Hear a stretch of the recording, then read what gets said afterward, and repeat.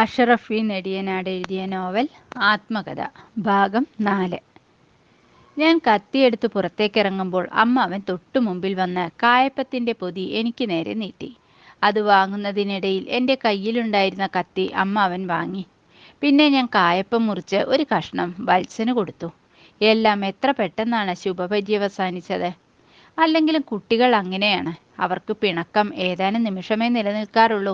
മുതിർന്നവരെ പോലെ വർഷങ്ങളോളം പിണക്കം, വൈരാഗ്യം എന്നിവ കൊണ്ടു നടക്കാറില്ല.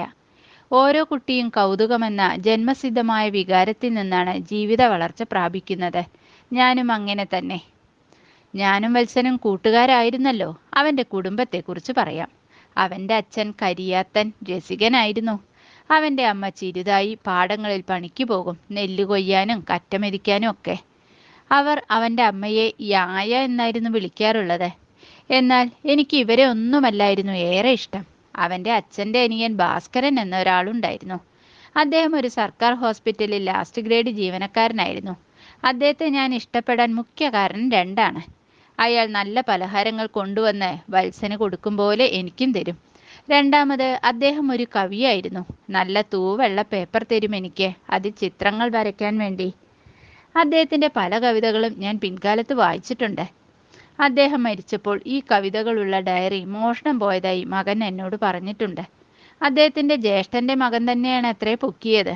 അതിലെ കവിതകൾ എടുത്തു പൊക്കി അയാളുടെ പേരിലും പ്രസിദ്ധീകരിച്ചു. മകനത് തിരിച്ചു വാങ്ങാൻ ശ്രമിച്ചിരുന്നു, എന്നാൽ കിട്ടിയതായി അറിയില്ല. മറ്റുള്ളവരുടെ കഥകളും കവിതകളും മോഷ്ടിച്ചെഴുതുന്നത് ശരിയാണോ എന്നറിയില്ല. പക്ഷേ ഒന്നുണ്ട്, ഓരോ മനുഷ്യനിലും ഓരോ കുഞ്ഞു കള്ളനുണ്ട്. ഈ കള്ളന് ഒരു വർണ്ണക്കടലാസ് കാണുന്ന കുഞ്ഞിൻ്റെ മനസ്സാണ്. അത് സ്വന്തമാക്കണമെന്ന് തോന്നിയാൽ അത് കീറിയെടുക്കും, ആരും കാണാതെ. മോഷണം ജന്മസിദ്ധമാണ്. നിങ്ങൾ ആലോചിച്ചു നോക്കൂ, ചെറുപ്പം മുതൽ നമ്മൾ എന്തെല്ലാം മോഷ്ടിക്കുന്നു. ഈ ആത്മകഥ തന്നെ ഞാൻ പലരുടെയും അനുഭവം മോഷ്ടിക്കുകയല്ലേ. അതിനാലാണ് നുണക്കഥയാണ് ഈ ആത്മകഥ എന്ന് ഞാൻ നേരത്തെ പറഞ്ഞു വെച്ചത്. നിങ്ങൾ എന്നെപ്പറ്റി അറിഞ്ഞ മോശമായ കാര്യങ്ങൾ വെള്ളപൂശി ഞാനൊരു മഹാസംഭവമാണെന്ന് ഞാൻ തന്നെ നിങ്ങളെ ബോധ്യപ്പെടുത്തുന്നു, അല്ലെങ്കിൽ രേഖപ്പെടുത്തി ചരിത്രരേഖയാക്കുന്നു. ചരിത്രം ഒരു സ്റ്റോറിയാണ്. അതിനാലാണ് ഇംഗ്ലീഷുകാർ അതിനെ ഹിസ്റ്റോറി എന്ന് വിളിച്ചത്. ഹിസ് സ്റ്റോറി എന്നത് ലോപിച്ചു വന്നു എന്ന് സാരം. ഹിസ്റ്ററി എന്നാൽ അവൻ്റെ കഥയാണ്, അവനെ പറ്റിയുള്ള കഥ. അത് അവൻ എഴുതിയ കഥയുമാവാം. ഏതായാലും രണ്ടിലും സ്റ്റോറിയുണ്ട്. രാജാവിൻ്റെ യുദ്ധവീര്യത്തെ പുകഴ്ത്തുന്നു, എന്നാൽ യുദ്ധത്തിൽ വധിക്കപ്പെട്ട പടയാളികൾ ചരിത്രത്തിൽ അവഗണിക്കപ്പെട്ടു കിടക്കുന്നു. എല്ലാ ചരിത്രവും പാതി നുണകളാണ്. അതിരിക്കട്ടെ, പറഞ്ഞു വന്നത് വത്സനെ പറ്റിയായിരുന്നു. ഏതാണ്ട് സ്കൂൾ കാലഘട്ടം തുടങ്ങുന്നതുവരെ ഞങ്ങൾ ഒന്നിച്ചും അതിനുശേഷം 2 സ്കൂളുകളിലും ആയതിനാൽ അവധി ദിവസങ്ങളിലെ കൂടിച്ചേരലുകളുമായി ഏതാണ്ട് അപ്പർ പ്രൈമറി കാലഘട്ടം വരെ വളരെ നല്ല സുഹൃത്തുക്കളായി ഞങ്ങൾ വളർന്നു. തോട്ടിൽ ചാടിയും മീൻ പിടിച്ചും മലയിൽ പോയി മാങ്ങ പറിച്ചും ബാല്യത്തെ സ്വന്തമാക്കി. അവനുമൊത്ത് ഒരുപാട് രസകരമായ അനുഭവങ്ങളുണ്ട്. അവൻ്റെ വീട്ടിൽ ഓണത്തിനും വിഷുവിനും പോകും. പക്ഷേ അവിടെ നിന്ന് അവൻ്റെ അമ്മ എനിക്ക് തരിക ഒരു പപ്പടം മാത്രമാണ്. അവർ താഴ്ന്ന ജാതിക്കാരായതിനാൽ ഞാൻ അവരുടെ ഭക്ഷണം കഴിക്കില്ല എന്ന് കരുതിയാവും എന്നാണ് ഞാൻ വിചാരിച്ചിരുന്നത്. എന്നാൽ ദാരിദ്ര്യത്തിൽ കഴിയുന്ന ആ കുടുംബത്തിന് വിരുന്നുകാർക്ക് കൂടി വിളമ്പിക്കൊടുക്കാനുള്ള ഭക്ഷണം അവിടെ ഉണ്ടാകുമായിരുന്നില്ല എന്നതാണ് സത്യം. അല്ലെങ്കിൽ അവർ ഉണ്ടാക്കിയ പപ്പടം തിന്നാമെങ്കിൽ ചോറ് തിന്നുന്നതിൽ എന്ത് തീണ്ടൽ അല്ലേ. ജാതി ഒരു മിഥ്യാബോധമാണ്. അത് അധമബോധത്തിൽ നിന്നും ഉന്നതാധികാര ബോധത്തിൽ നിന്നും ഉണ്ടായി തീർന്നതാണ്.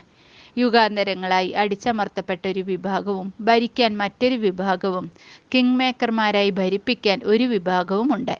ദേശഭാഷ വ്യത്യാസമില്ല അതിന്. അതിൻ്റെ ക്ലാസിക്കലും അപരിഷ്കൃതവുമായ രൂപമാണ് ജാതികൾ. അത് ഭാരതത്തിൻ്റെ പശ്ചാത്തലത്തിൽ ജാതികളായി മാറി. അത് നിലനിർത്താൻ മതത്തെയും ഭക്തിയെയും കൂട്ടുപിടിച്ചു. ഓരോ രാജ്യത്തും അതുണ്ട്. അറബിയും അനറബിയും കാട്ടറബിയും പോലെ, വെള്ളക്കാരും കറുത്തവരും പോലെ. ഇങ്ങനെ പോകുന്നു മതങ്ങളും രാഷ്ട്രീയക്കാരും. ഇതിൻ്റെ വളർച്ചയ്ക്ക് സഹായിച്ചു. പണവും അധികാരവും ചരിത്രവും ഉണ്ടാക്കി. ആത്മകഥയാകുമ്പോൾ പറയാൻ തോന്നുന്നത് അപ്പോൾ പറയാം. അതെൻ്റെ അധികാരമാണ്. എനിക്ക് തോന്നുന്നത് എഴുതുമ്പോഴാണ് അത് കെട്ടുകഥയാകുന്നത്. ഈ കെട്ടുകഥ ഇങ്ങനെ ഒരു യാത്ര പോലെ നീണ്ടുപോകാം. എൻ്റെ ഓർമ്മകൾ വീണ്ടും തെളിഞ്ഞു വരികയാണ്. ചില മുഖങ്ങൾ, ചില വാക്കുകൾ, ചില പുഞ്ചിരികൾ, ചില ദേശക്കാഴ്ചകൾ എന്നിവയിലൂടെ ഞാൻ യാത്ര തുടരട്ടെ. തുടരും.